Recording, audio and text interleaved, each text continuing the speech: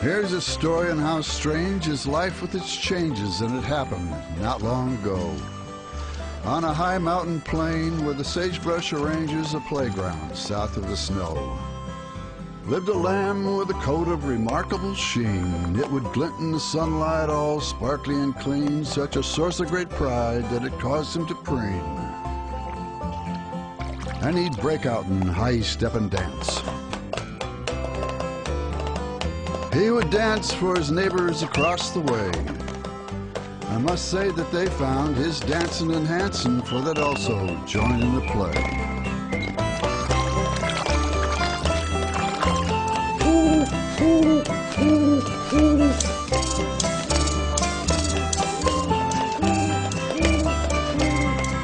Then one day,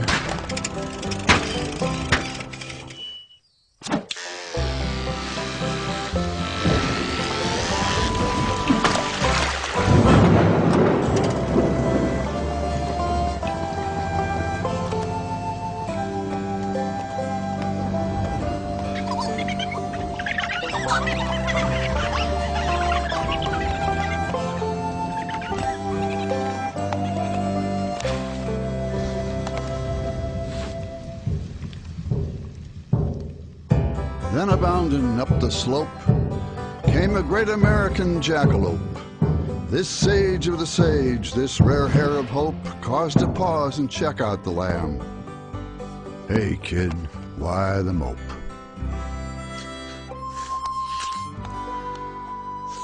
Well, I used to be something all covered with fluff, and I'd dance in the sunlight and show off my stuff. Then they hauled me away in a manner quite rough and shared me and dumped me back here in the buff. And if that's not enough, now my friends all laugh at me, 'cause they think I look ridiculous, funny and pink. Pink? Pink? Well, what's wrong with pink? Seems you've got a pink ink in your think. Does it matter what color? Well, that gets nope. Be it pink, purple, or heliotrope. Now, sometimes you're up and sometimes you're down. When you find that you're down, well, just look around. You still got a body, good legs and fine feet. Get your head in the right place and hey, you're complete. Now, as for the dancing, you can do more. You can reach great heights. In fact, you can soar. You just get a leg up and you slap it on down, and you'll find you're up in what's called a bound. Bound, bound and rebound. Bound and you're up right next to the sky. And I think you can do it if you gave it a try. First get a leg up, slap it on down.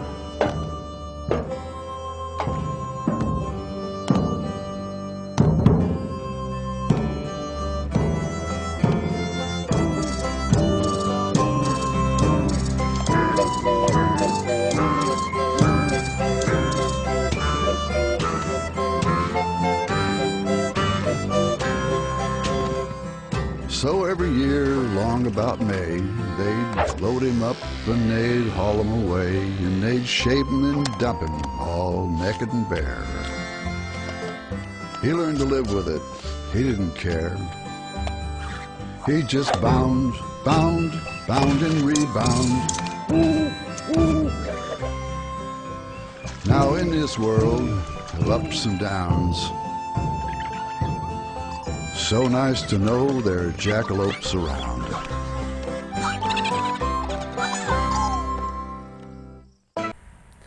Halo anak-anak, gimana tadi videonya? Bagus bukan? Nah, tadi mereka kisah mengenai domba. Nah, tadi kenapa dombanya? Ya, benar, dombanya habis dicukur. Nah, domba tadi yang awalnya percaya diri dengan bulu-bulunya tiba-tiba dicukur hingga menjadi kurus. Nah, akhirnya ia merasa putus asa, merasa kehilangan harapan, tidak percaya diri. Nah, tetapi datanglah kelinci besar, sehingga domba itu diberi nasihat oleh kelinci besar tadi, sehingga ia menjadi semangat. Nah, pada akhirnya domba tersebut mendapatkan kepercayaan dirinya. Nah, itulah iman, teman-teman. Nah, iman itu seperti gambaran domba tadi yang awalnya ia merasa tidak percaya diri, tidak percaya akan dirinya, akhirnya ia mendapatkan kepercayaan dirinya setelah diberi motivasi. Nah, kita itu seperti itu. Kita itu awalnya tidak mudah jatuh, mudah putus asa, tetapi karena imanlah kita menjadi kuat, karena imanlah akan Yesus kita menjadi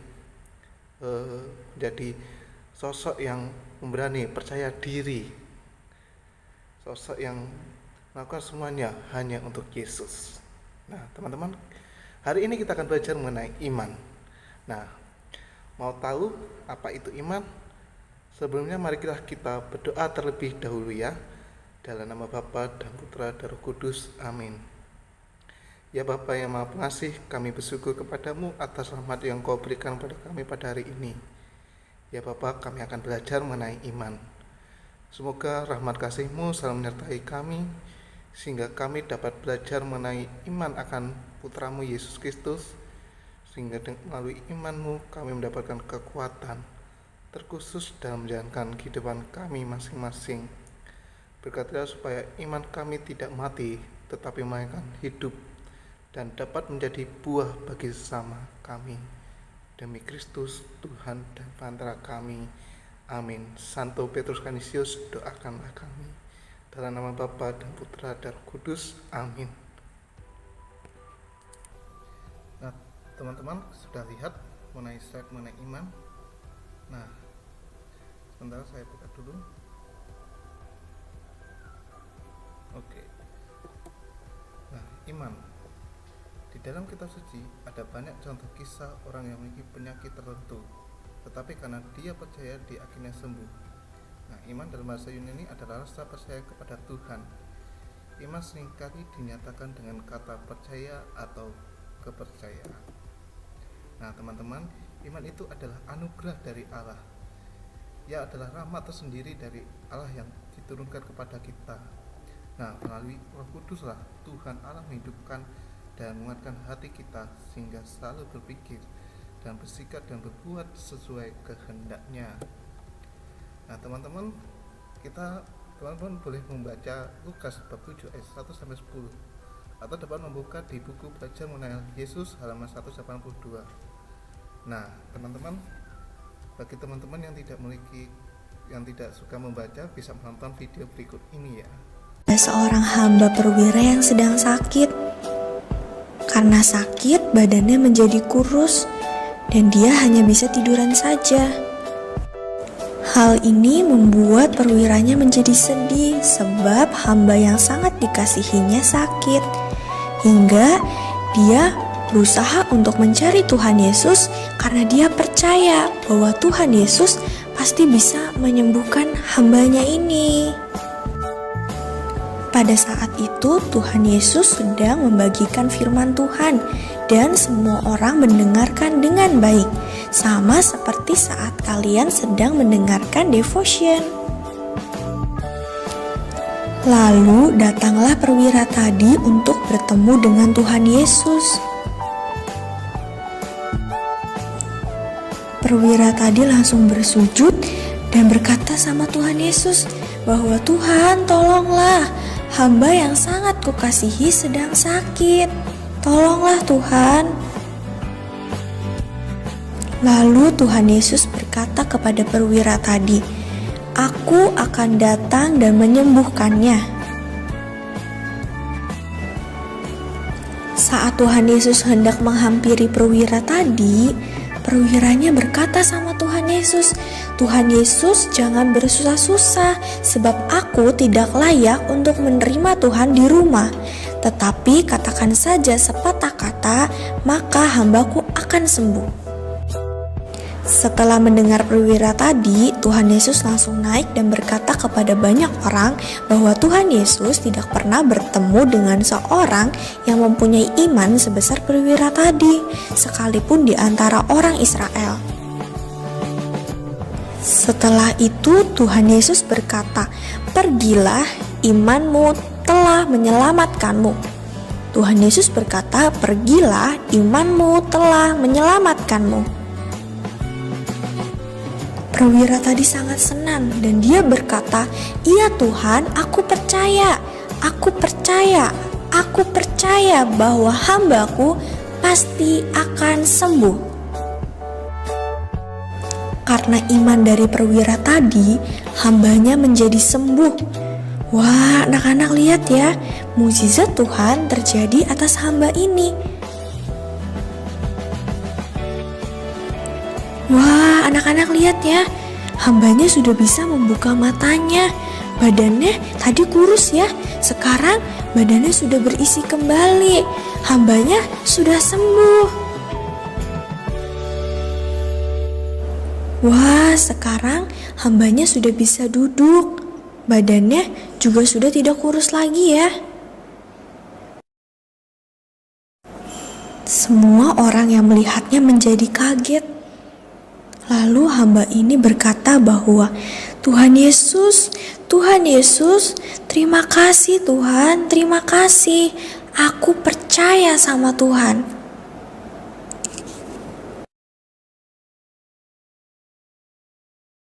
Setelah mendengar bahwa hambanya sembuh, perwira tadi langsung bersujud dan berkata, terima kasih Tuhan, terima kasih Tuhan, terima kasih Tuhan." Nah teman-teman, bagaimana video tadi? Nah teman-teman bisa menangkap nggak video tadi?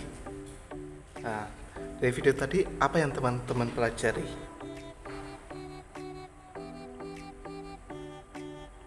Wah banyak banget ya yang sudah dipelajari. Nah oke, Atar akan menjelaskan sedikit mengenai film atau bacaan yang teman-teman baca tadi. Nah dari bacaan tadi kita tahu bahwa perwira tadi bukanlah seorang Yahudi, melainkan seorang Romawi. Nah, apa artinya itu? Nah, pada waktu itu orang-orang di luar agama Yahudi sering dianggap orang yang tidak beriman, atau di istilahnya lainnya itu kafir. Nah, perwira tadi datang kepada Yesus untuk meminta pertolongan Yesus untuk menyembuhkan hambanya yang sakit. Nah, jika teman-teman perhatikan tadi, ada kata-kata yang menarik. Sebentar, saya tercari. Nah, ini pada ayat 6. Lalu Yesus pergi bersama-sama dengan mereka. Ketika ia tidak jauh lagi dari rumah perwira itu menyuruh sahabat-sahabatnya untuk mengatakan kepadanya, "Tuhan, janganlah bersusah-susah, sebab aku tidak layak menerima Tuhan di dalam rumahku. Sebab itu aku juga menganggap diriku tidak layak untuk datang kepadamu. Tetapi katakanlah saja sepatah kata, maka hambaku itu akan sembuh. Sebab aku sendiri seorang bawahan, dan di bawahku ada pula prajurit. Jika aku berkata kepada salah seorang prajurit itu pergi, maka ia pergi. Dan kepada seorang lagi datang, maka ia akan datang. Ataupun kepada hambaku kerjakanlah ini, maka ia mengerjakan ini." Nah dari sinilah iman perwira itu diwujudkan, bahwa ia merasa dirinya tidak layak menghadap kepada Yesus. Tetapi perwira itu tetap percaya bahwa Yesus akan menyembuhkan, baru ia tidak datang ke rumahnya. Nah, apa tanggapan Yesus? Sebentar, dari Yesus sendiri. Dalam perikop tersebut Yesus bersabda, "Aku berkata kepadamu, iman sebesar ini tidak pernah aku jumpai sekalipun di antara orang Israel." Nah, teman-teman, Yesus merasa bahwa iman perwira ini sungguh sangat besar, lebih besar dari orang-orang yang ditemui oleh Yesus. Nah, kenapa? Karena ia percaya sepenuhnya akan kuasa Yesus, akan mukjizat yang dilakukan oleh Yesus. Nah, itulah iman, teman-teman. Iman akan Yesus adalah keyakinan, kepercayaan kita akan Yesus, bahwa Yesus akan selalu datang kepada kita, dan kita sebagai orang yang beriman kepada Yesus akan melakukan segala sesuatu yang sesuai dengan kehendak-Nya. Nah, Lalu bagaimana dengan iman Katolik? Di mana kan letak iman Katolik itu? Nah, teman-teman pernah ikut misa? Pasti pernah ya. Nah, jika teman-teman ikut misa pasti pernah dengar namanya syahadat atau aku percaya. Nah, ini Pater bacakan, aku percaya akan Allah Bapa yang Maha Kuasa, pencipta langit dan bumi, dan akan Yesus Kristus putranya yang tunggal Tuhan kita, yang dikandung dari Roh Kudus, dilahirkan oleh perawan Maria, yang menderita sengsara dan pemerintahan Pontius Pilatus, yang disalibkan, wafat dan dimakamkan, yang turun ke tempat penantian pada hari ketiga, bangkit dari antara orang mati, yang naik ke surga, duduk di sebelah kanan Allah Bapa yang Maha Kuasa. Dari situ ia akan datang mengadili orang hidup dan mati. Aku percaya Roh Kudus, gereja Katolik yang kudus, persekutuan para kudus, pengampunan dosa, kebangkitan badan, kehidupan kekal. Amin. Nah, itu teman-teman tadi mengenai syahadat atau aku percaya.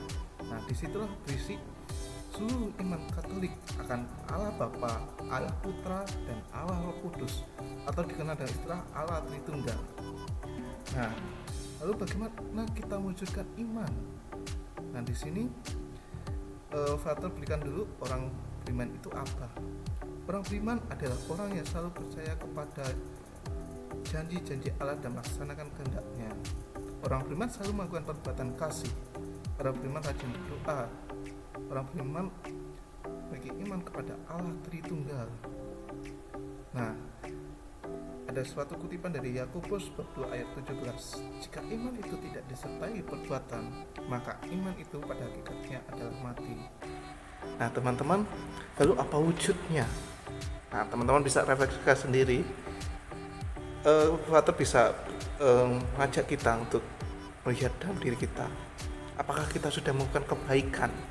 Atau apakah kita sudah melakukan doa kepada Allah, Bapa Putra kita, Pak Putra dan Kudus? Nah, teman-teman bisa renungkan sendiri, dan alangkah baiknya teman-teman bisa melakukan, mewujudkan iman itu melalui hidup kita, seperti menolong, membantu orang tua, belajar, berdoa, ikut misa, dan masih banyak lagi yang teman-teman dapat lakukan sebagai wujud akan iman. Yang penting percaya akan Yesus. Nah, teman-teman, sebagai penutup untuk pembelajaran kita pada hari ini, Frater akan memberikan sebuah video mengenai sulap. Nah, teman-teman pasti suka yang sulap. Nah, hari ini Frater akan menyatakan suatu sulap dari channel Frater, yaitu Kasula. Nah, teman-teman jika ingin melihat masih banyak trik-trik sulap lainnya, sulap dengan gabungan dengan katekese, dapat melihat dalam channel Kasula, katekese sulap. Nah, teman-teman bisa melihat linknya di bawah ini. Dan bagi teman-teman yang ada di rumah, silakan kerjakan tugas yang ada di link deskripsi ini. Sekian dari Frater, terima kasih. Marilah kita berdoa dalam nama Bapa dan Putra dan Roh Kudus. Amin. Ya Bapa yang Maha Pengasih, kami bersyukur kepadamu atas rahmat yang Kau berikan pada kami pada hari ini. Ya Bapa, kami telah belajar akan mengenai iman. Semoga iman ini tidak akan berhenti dalam pembelajaran hari ini, tetapi dapat diwujudkan dalam kehidupan kami sehari-hari. Seperti yang dikutip dalam Yakobus, iman tanpa perbuatan hakikatnya mati. Semoga iman tersebut semakin kami wujudkan dan dapat kami konkretkan dalam kehidupan kami sehari-hari. Demi Kristus Tuhan dan pengantara kami. Amin. Santo Petrus Canisius, doakanlah kami. Dalam nama Bapa, Putra dan Kudus. Amin. Sekian dari Frater Daniel. Sampai jumpa lain kali. Halo teman-teman semua. Ada pepatah yang mengatakan bahwa tak kenal sama kata sayang. Nah, saya adalah Bang Jim, dan di sebelah saya pasti teman-teman tidak tahu. Nah, maka dari itu kita akan berkenalan terlebih dahulu. Silakan. Ya, perkenalkan nama saya Daniel. Nah, Daniel ini adalah teman saya di Seminari Tinggi Santo Paulus Kentungan. Nah, saat ini kita tuh sedang berjalan-jalan gitu ya, menikmati masa liburan yang sebentar lagi akan usai atau berakhir. Nah, tapi ternyata saat kita berjalan-jalan gitu ya, healing itu sangat panas sekali. Nah, Padahal kita cuma bawa air minum, air mineral saja nih.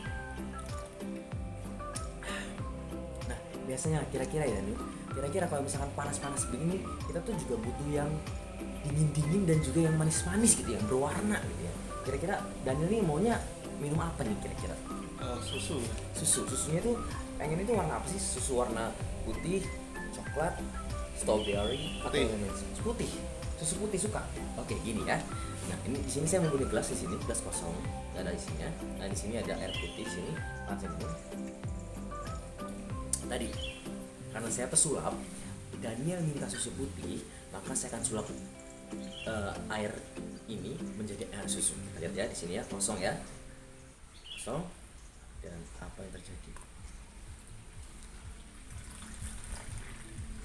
Dan airnya menjadi susu. Nah, tadi karena Daniel itu minta susu, maka saya akan kasih ini dan selamat diminum.